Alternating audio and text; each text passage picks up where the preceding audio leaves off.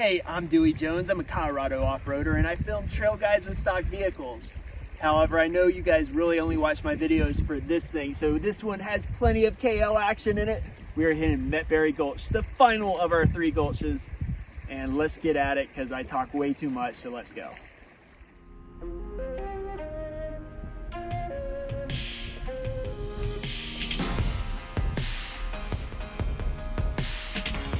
Thanks for joining in for part 3 and the conclusion of the Gulches. Now, after Hackett Gulch, me and Sean weren't quite done yet, so we decided to hit up Metberry Gulch.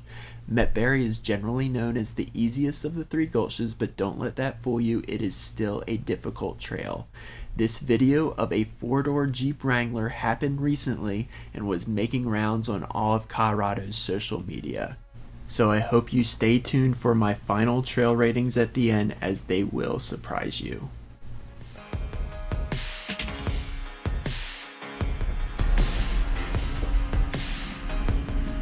As you can tell from that video, Metberry does get muddy and rutted out. Also, just like Longwater and Hackett, you may encounter fallen dead trees. However, I am getting ahead of myself, so let me step back and explain.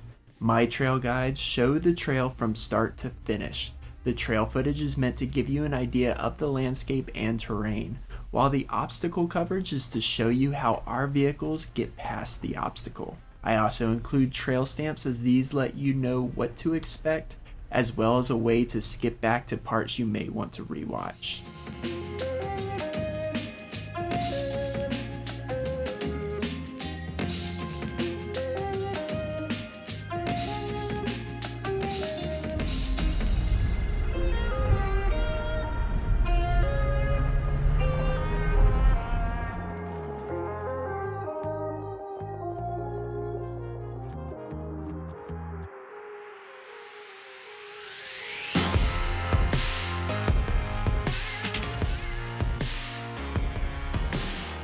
When it comes to splits on Metberry, the general rule is the right side of the split will be steeper and potentially more off camber than the left side. However, these are popular trails, so you may just choose the side that you go on based on where the other vehicles are. Now, this might be a good spot to tell you why I run my Jeep in the way that I do. Although I recommend airing down, I'm aired up for my guides. This is to make it a little bit tougher, but also because new off-roaders may not have a compressor or even quick tire deflators. So just know it's definitely a rough ride for me.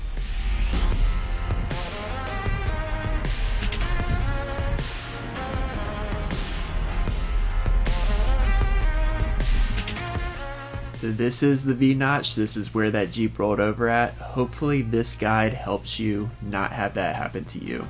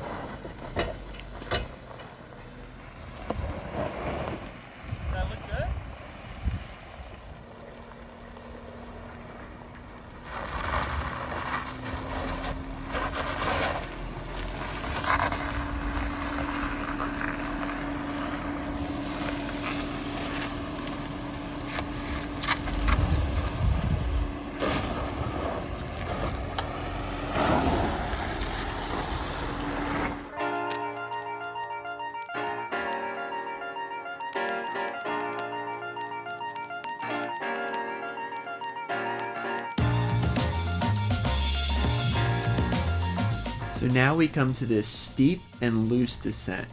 Here I'm just letting my Jeep do the work. I'm in low range with either first or second gear.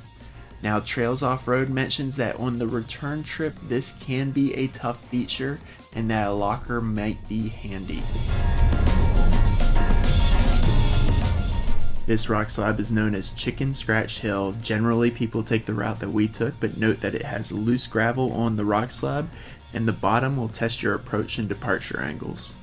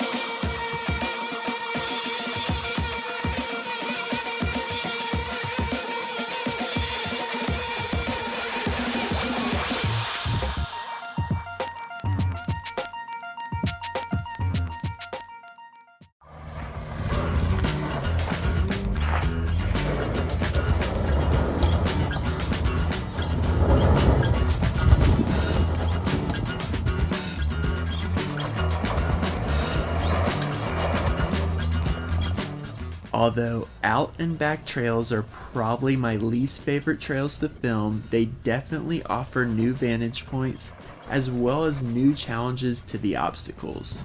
So here's going to be a relatively quick run through of the return trip.